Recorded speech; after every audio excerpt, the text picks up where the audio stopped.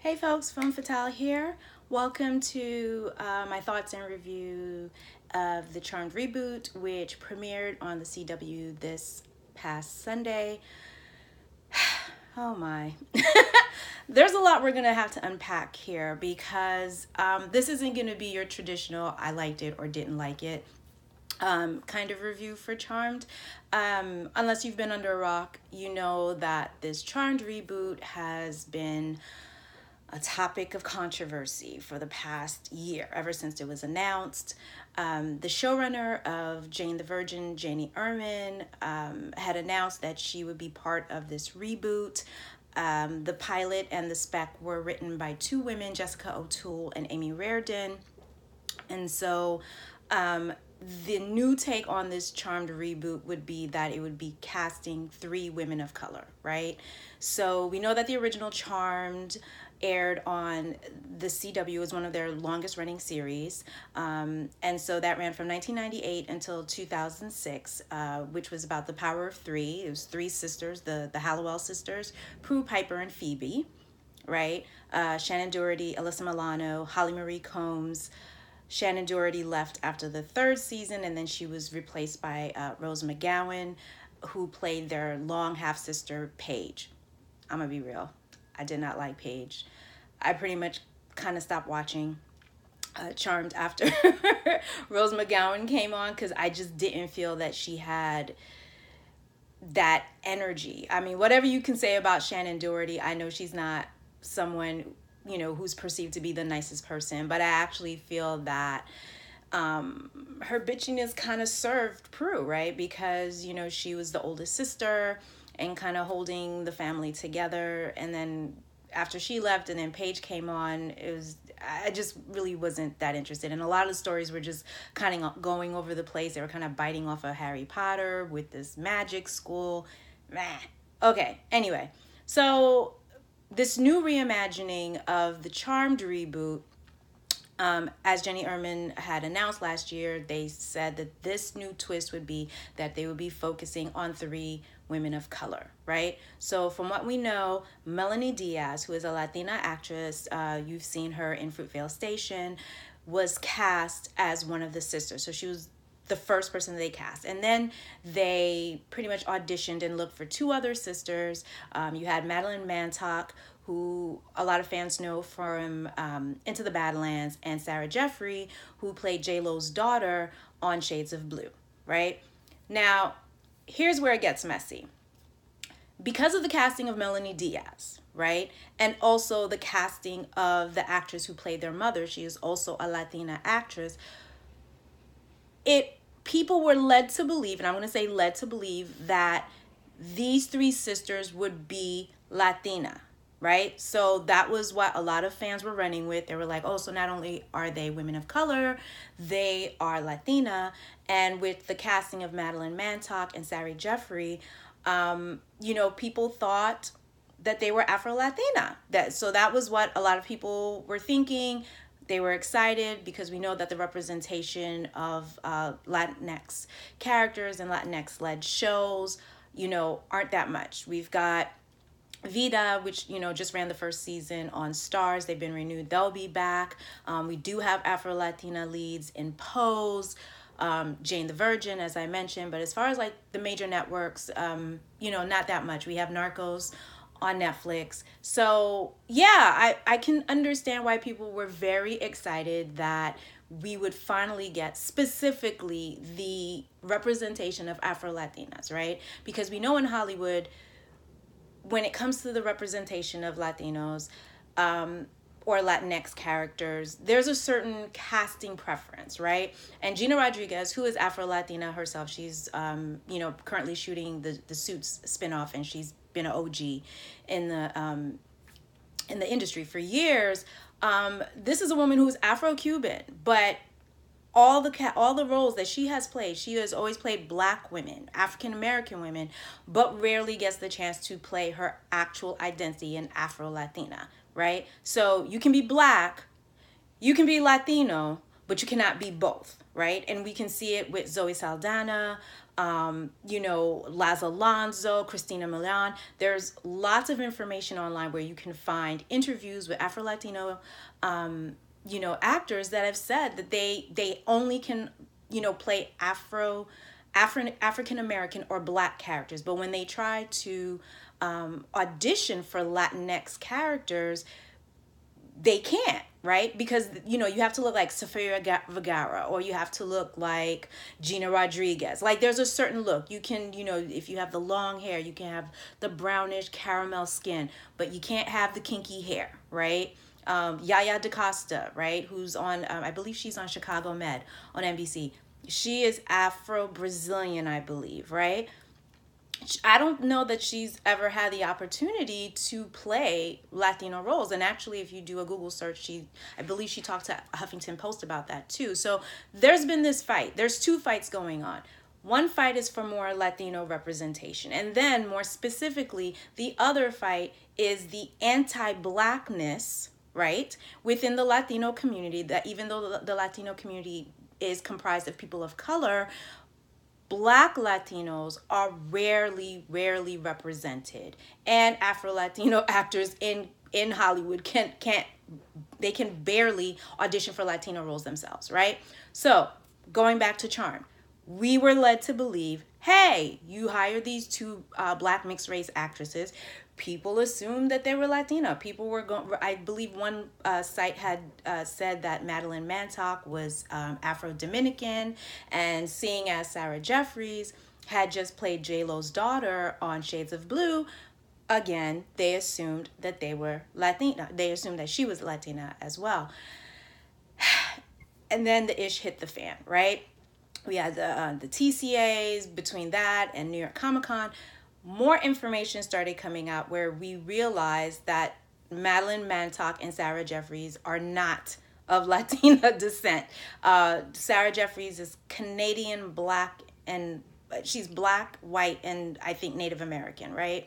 Madeline Mantock is British. She is mixed race, Black, Jamaican, I believe, and white, right?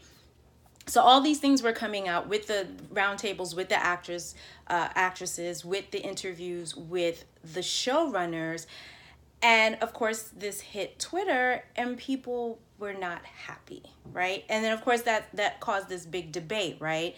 Because, there were people who feel that, well, Madeline Mantock and Sarah Jeffries identify as women of color. So what is the big deal, right? If they're saying that they're Black or half Black, right, then that's all that matters. But for a lot of people in the Latino community, it's not enough to just be Black. Why could the question was, why did they not seek out and audition Afro-Latina actresses, right?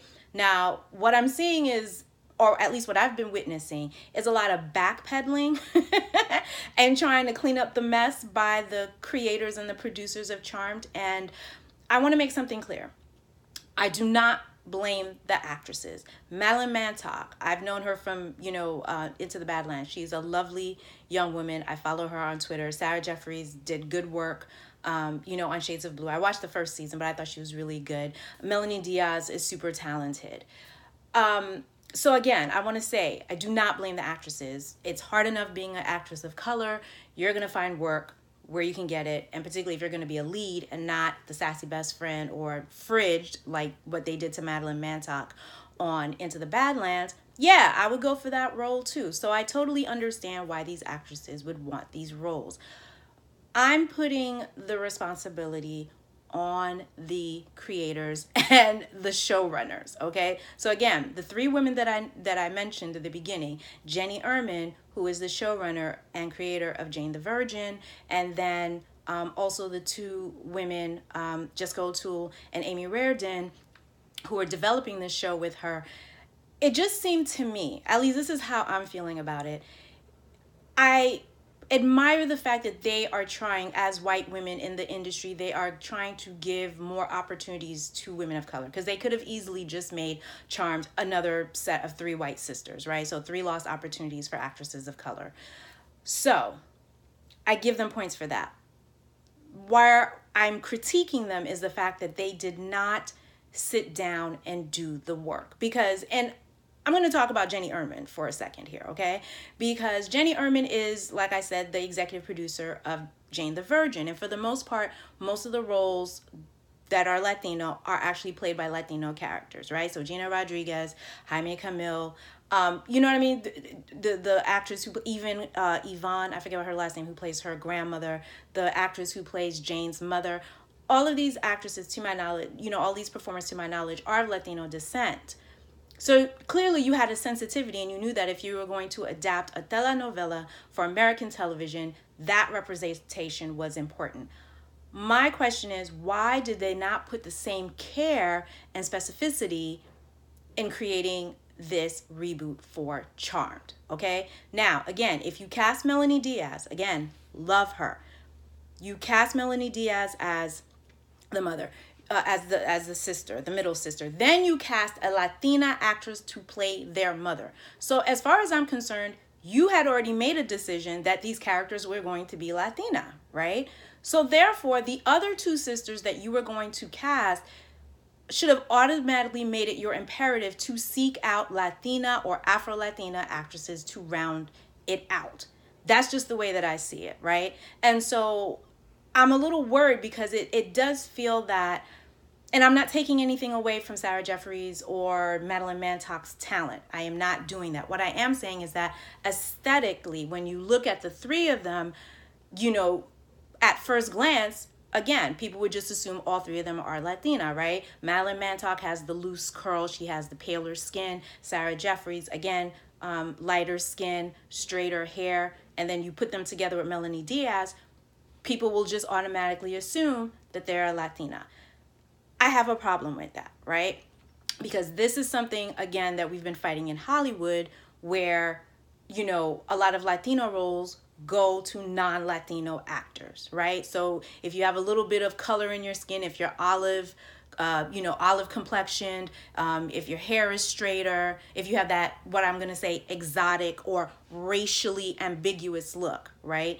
Then you can play a Latino role. And I'm just saying, in the year 2018, you can't do that anymore, you know, because now, because of Oscars So White, because of social media, there is a laser focus right now on Hollywood in their hiring practices, and specifically how you're casting people of color, right? And making sure that the race and the ethnicity match the actor and the actresses that you are putting in those roles. So I'm not really sure why Jenny and the other white creators, and that's the other thing too, is that when you look at this, you had two white women that pitched this story. Then you have Jenny Erman that jumps on it.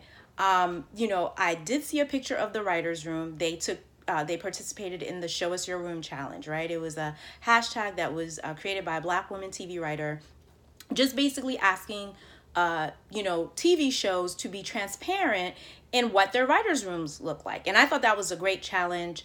Of course, there were certain shows that did not participate, and we know why. So I did see a picture of the writers' room of the Charmed reboot. I counted at least 3 or 4 women of color. I know there are 2 Black women there on the writing staff, which is good. There is a Latino writer who is there as well. And from what I understand, they also cast him because he is a practitioner in brujeria, which is, witchcraft, right? Latino witchcraft. Because that was the other thing too, right? When they were pushing this show, they were like, yes, you're going to see, because one of the criticisms was like, well, if you're going to make a show about witches of color or Latino witches, is it a smart idea for them to be practicing Wiccan, right? Which is usually something that was, you see a lot of white women. A lot of movies and TV shows, when you see witchcraft being practiced, the default is usually Wiccan, right? So, it was announced that, yes, we have this Latino writer. He knows about, we're going to, have them be brujas or whatever. And so he's going to consult us. Okay, so yes, I'll give you points. You have a diverse writer's room.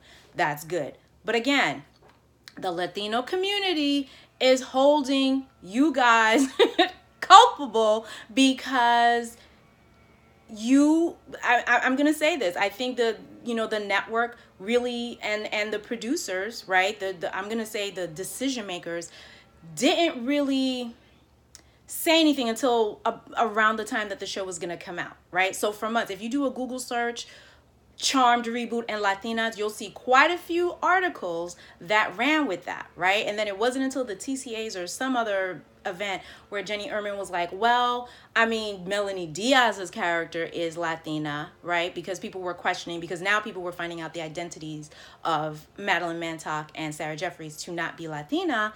And then Jenny came out and she was like, well, they're going to have 3 different fathers, right? Okay. I still think that's lazy, because to me, that's just you not wanting to be specific, right? Because you knew that you had already messed up by not casting 2 other Latina characters. So then if you cast a black guy, right, then you could be like, oh, this black actor is Madeline Mantock's father. And then Sarah Jeffries' father could be a white guy. You know what I mean? Like, there's no cohesion, right?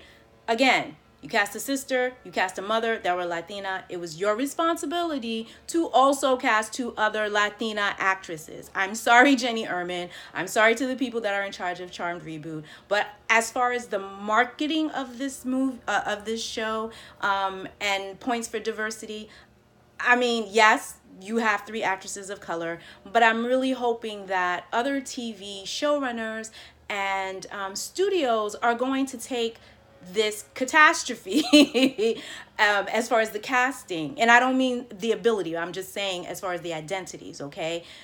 You can't just take somebody just because they look brown and their hair is kind of wavy and just be like, yes, I'm going to cast you as a Latina person. That's not cool, okay? And so I know that there is an article that was published on Entertainment Weekly by Patrick Gomez, and he was basically like, and he's a Latino, and he was basically like, well, I mean, they cast 2 black actresses, so I mean, really, what is the problem? Well, Afro-Latinos on Twitter had a problem with that. People like Gina Rodriguez, right? People like, and I'll give you at Latin Negro, right? So there were quite a few Afro-Latinos, myself included, who feel that, yes, you could have found Afro-Latina actresses for this role. I'm not saying that I didn't want Madeline Mantock and Sarah Jeffries to not have jobs. That's not what I'm saying. I'm just saying that if you had decided that they were going to be Latina, then you should have followed through with that. And then if you felt that in auditioning, you loved Madeline, you loved Sarah, then you should have just scrapped the Latino role and you should have just made them women of color, right? I was thinking to myself, okay, how could they have rectified this? Keep the 3 actresses that they have and not have what happened happen. When I look at it, when I think about it, it kind of goes back to the casting of the mother, right?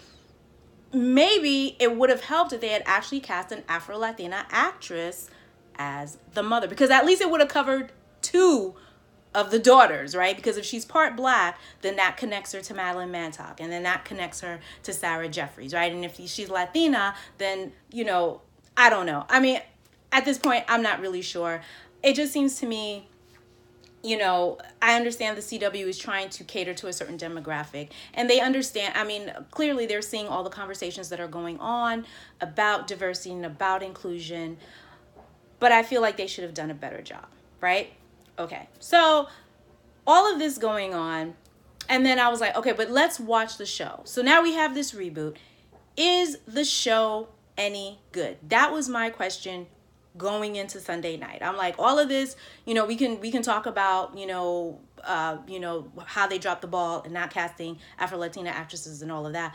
But really what was most important to me was, is this reboot worth all of this trouble? Okay. Now, here's the thing. Pilots, first episodes, there's a lot of pressure, right? Because there's so much content right now between network, streaming, cable. I know on a typical week, sometimes I don't even know what to be watching. Sometimes I just have to put a list together and just be like, this is what I'm going to watch every day. So the reboot, the pilot, it is so important that if you are doing a pilot, you have to hit it out of the park. I am so sorry. I'm not saying that it needs to be perfect, but it has to be strong enough so that people want to tune back in next week. So my thoughts on the reboot, pilot of Charmed, I did not like it.